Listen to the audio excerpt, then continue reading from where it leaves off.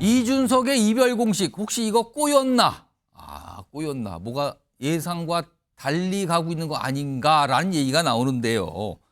우선 국민의힘 지도부 차원에서 국민의힘 쪽에서 오늘 이와 관련된 어떤 분석을 좀 내놓으신 분이 있는데 들어보시죠. 아마 이번 크리스마스가 이준석 전 대표에게는 굉장히 좀 어렵고 힘든 크리스마스가 아니었을까 생각합니다. 탈당 날짜를 정해놓던 때만 하더라도 언론의 모든 관심이 이준석 전 대표에게 집중돼 있었죠. 크리스마스 연휴를 지나면서 이준석 전 대표의 뉴스가 굉장히 급격하게 쪼그라들었습니다. 한동훈 위원장의 시간이 이번 주 비대위원 인선으로 모든 뉴스를 빨아들일 거고요. 본인 스스로 발광하는 빛을 내는 신당이 아니라 한동훈 비대위원장이 만났을 때 뉴스화가 되게 된다면 객체로 전락되는 신당이 될 수도 있거든요. 최인용 변호사, 이준석 전 대표가 내일 탈당 선언을 하겠다라고 예고한 날짜가 내일이에요. 네네. 지금 일단 시간상으로 내일 오후가 되지 않을까 지금 알려지고 있는데 정말 내일 이준석 전 대표 탈당 선언을 할 걸로 보십니까?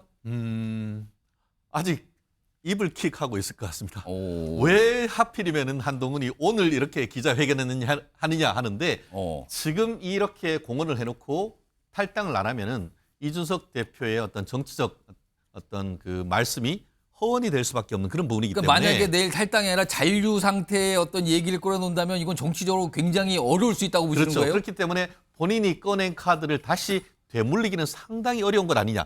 물론 내일 그 탈당 선언하기 전까지 한동훈 장관 또는 한동훈 장관 비서실장이 전화를 해서 예. 조금의 어떤 그 시간을 구해달라. 이 정도의 제스처가 있다고 하면은 그거를 그 어떤 계기로 해서 회군할 수 있는 여지도 저는 아직 남아 있다고 봅니다.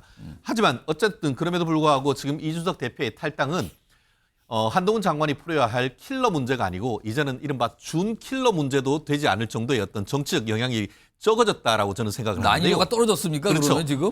저는 이 상황을 이렇게 표현을 하고 있는데요. 그 이준석 대표가 한강대교 건너서 낙동강까지 내려갔는데 한동훈 태풍을 만나가지고 낙동강 오리알 되는 이런 상황이 아닌가 저는 생각을 합니다.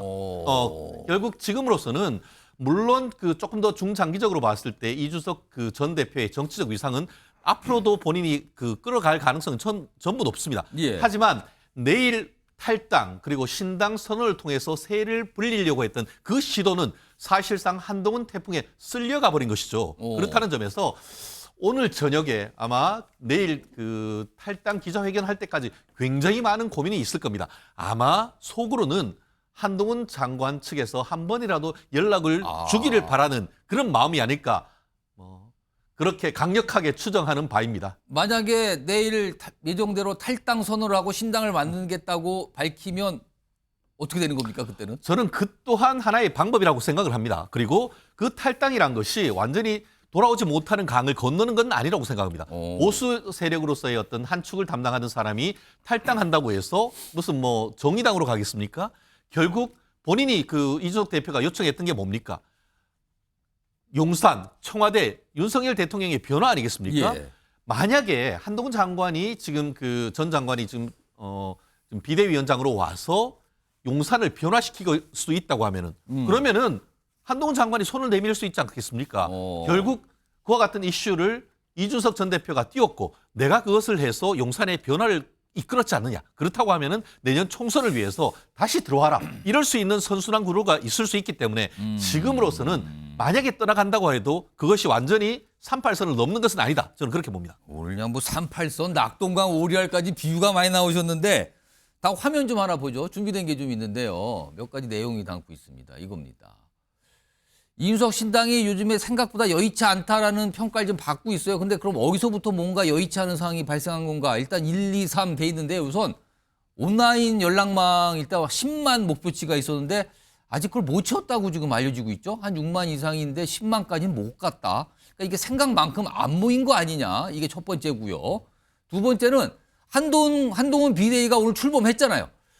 지금까지 이준석 신당과 관련된 주목도가 굉장히 높았는데 한동훈 전 장관의 어떤 얘기가 나오기 시작하면서 약간 뭔가 주목도 떨어지고 동력도 떨어진 거 아니냐. 이런 얘기가 나오고요. 마지막으로 천하용인 이른바 이준석 전 대표와 가까운 인물들. 근데 그중에 한 명이 김용태 전 최고위원이 국민의힘에 남겠다고 선언을 했거든요. 지금 이런 상황이 됐단 말입니다. 자, 이와 관련해서 특히 세 번째 부분 천하용인의 이탈과 관련된 어떤 목소리가 좀 담겨 있는데요. 들어보시죠.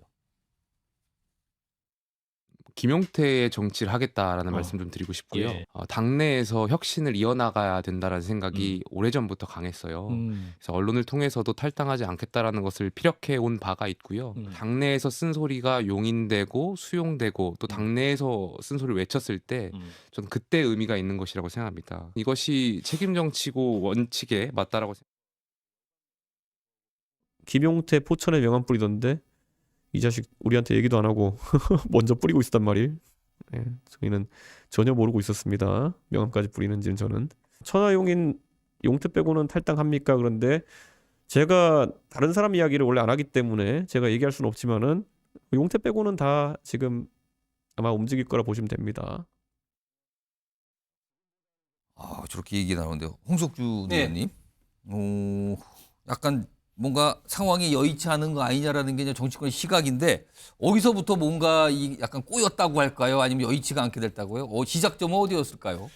예, 제가 생각할 때는 이준석 대표의 어떤 탈당의 명분, 또 신당 창당의 명분 자체가 별로 없었다. 처음부터 없었다 예, 보시는 그러니까 겁니까? 그동안 계속해서 내걸었던 것은 이제 소위 말해서 대통령을 비판하면서 어떤 반윤 그런 어떤 연대에 기대서 이야기를 할 뿐이지 과연 본인이 탈당을 해서 신당을 창당한 다음에 어떤 정치를 할 것인지 어떤 대한민국의 어떤 비전을 보일 것인지 거기에 대해서는 사실은 이야기가 전혀 없었습니다. 그렇기 때문에 그냥 어떤 정치적 이벤트로 자꾸 이제 뛰어왔었는데 저는 이 시간대도 말씀을 드렸고 시종일관 말씀드린 게 정치인의 말보다는 정치인의 발과 상황을 봐야 된다고 항상 이야기를 했는데 좀 전에 앵커께서 말씀하신 것처럼 그 연락망 뭐 10만 명 했는데 그 연락망도 보면은 그냥 뭐 연락망이지 거기에 어떤 개인 정보라든지 당비를 내는 그런 어떤 연락망이 아니거든요. 그렇기 때문에 거기에 6만 명 자체도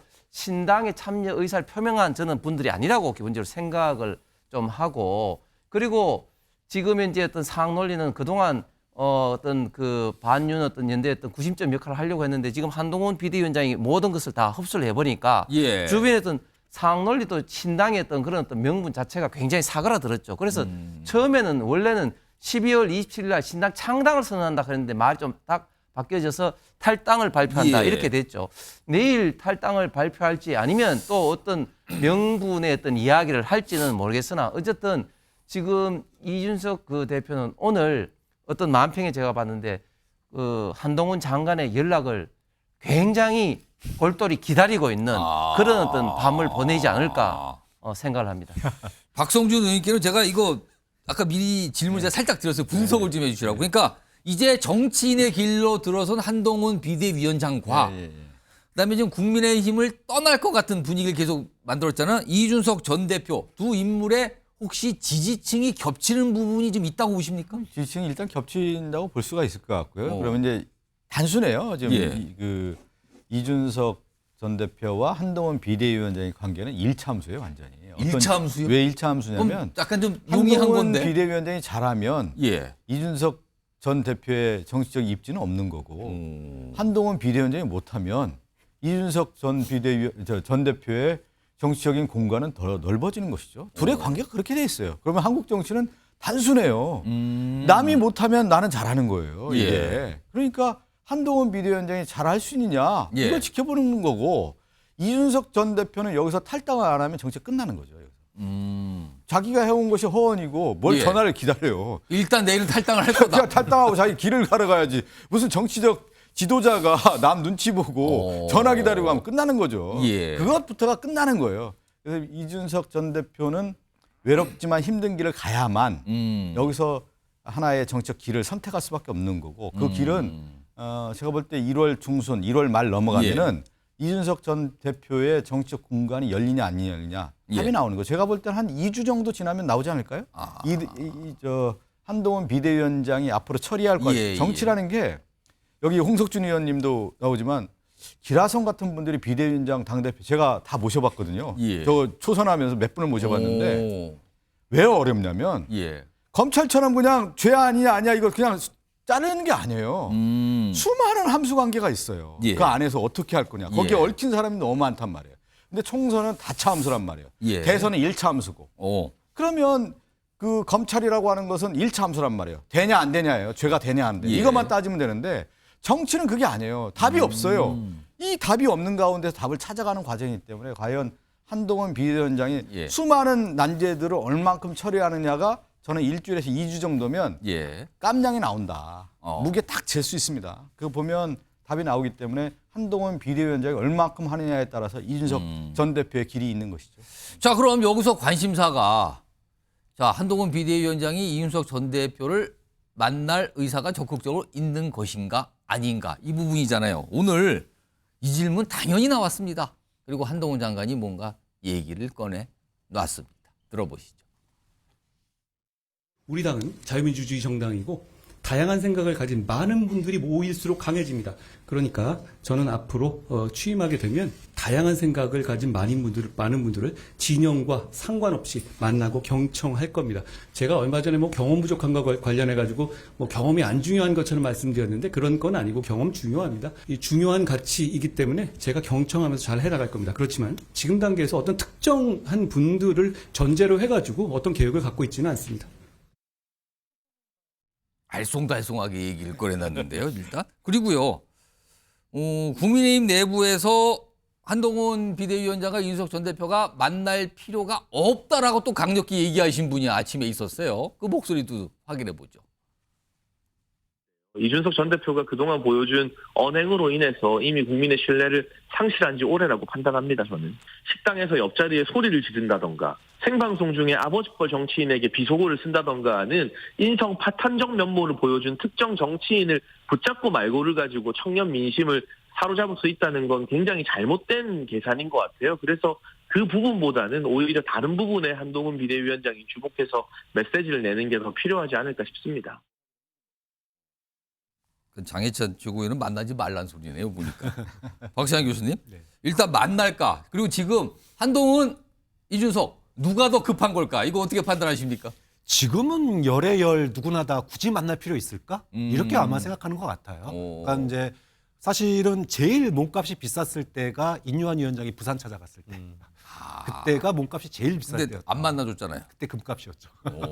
근데 지금은 우리가 이제 아까 동력이 약화됐다라고 얘기하는 것 중에 국민들이 봤을 때는 뭘 보냐면은 언론 노출도를 봐요. 그런데 이준석 전 대표의 언론 노출도가 가장 높았을 때가 이 혁신위가 막 흔들릴 때 이때 노출도가 제일 높았어요. 그런데 혁신위에서 비대위로 넘어오면서 지금 스포트라이트가 다 지금 한동훈 비대위원장에게 조명이 지금 글로 다 집중되고 있는 것 그렇죠. 같아요. 그러면은 지금 상황에서 아쉬운 사람은 이준석 전 대표가 아쉬울 겁니다. 그런데 아쉽다고 해서 지금 돌아갈 수 있느냐? 못 돌아가죠. 그럼 정치생명 끝입니다. 그런데 아까 앞서서도 말씀하셨지만 비대위가 앞으로 어떻게 끌고 나가느냐. 그리고 지금 이제 28일 날 특검을 둘러싼 여야 이제 대치 국면이 시작될 텐데 이 상황에서 국민의힘이 어떤 모양새를 보이느냐에 따라서 소위 한 달 정도 지나고 나면 한동훈 비대위에 대한 중간 평가가 나올 수 있어요. 초기 평가가 나옵니다. 자, 이때 이준석 전 대표의 소위 그 언론 노출도 이게 어떻게 되느냐가 중요해요. 그러니까 아직 끝난 게 아니다. 이미 뭐 보수 쪽에서는 뭐 이제 이준석 끝났어라고 평가하실지 모르겠지만 만약에 비대위에 위기가 오거나 또는 생각보다 혁신이 잘 안 되거나 이랬을 때는 선거 한 달을 앞두고도 얼마든지 이준석 다시 살아날 수 있는 면이 있기 때문에 이 부분은 지금에서는 굳이 만날 필요 없는데 한 달 뒤에는 관계가 역전될 수 있다. 그게 저는 정치라고 봅니다. 자, 지금 말씀하신 동안 지금 속보가 하나 들어왔거든요. 지금 자막으로 좀 전해드리겠습니다. 속보 보시죠. 자, 속보인데요. 자, 한동훈, 이재명 대표 당연히 찾아뵈야 한다. 만나겠다는 얘기를 꺼내놨군요. 그러면서 비대위 구성 관련해서는 오래 안 걸릴 거다. 뭐 이번 주 얘기도 있는데 오래 걸리지 않겠다. 근데 앞부분 이재명 대표 당연히 찾아뵙겠다고 했어요. 박성준 의원님께 짧게. 그러면 만나면 이재명 대표도 당연히 만나자고 하겠죠. 뭐 좀 두 정치인 당대표 격들인데 각각 당대표 위치에 있으니까 그럼 만나면은 이재명 대표는 뭐라고 좀 얘기할까요? 그냥 단순한 예방 아니겠어요? 당대표가 돼서 만나는 거 당연한데 지금까지 국민의힘이 그런 모습을 보이지 않았다가 김기현 대표도 제대로 만난 거 아니지 않습니까? 그렇다고 하면 한동훈 비대위원장이 되면 저런 모습은 좋은 것이죠. 만나야가 아니라 찾아뵈야 한다까지 약간 존칭을 좀 표현했네요. 예. 한동훈 비대위원장이 이제 저런 건 이제 정치적인 행동이라고 할 수 있죠. 언어를 예. 통해서 이제 국민들에게 각인시키는 효과가 있는데 그것보다는 더 중요한 게 그 과정에서 얼만큼 이해 당사자를 조정하고 예. 업적을 만드느냐인데 그것이 저는 한 2주면 답이 나온다고 봅니다. 알겠습니다. 아까부터 2주 정도 지켜봐야 됩니다. 그리고 이준석 전 대표도 2주 정도 봐야 됩니다. 그 말씀을 공통적으로 해주셨어요. 알겠습니다. 이준석 전 대표 내일입니다. 27일. 뭔가 예고한 날이라서 내일도 한번 주목을 꽤 받을 것 같습니다.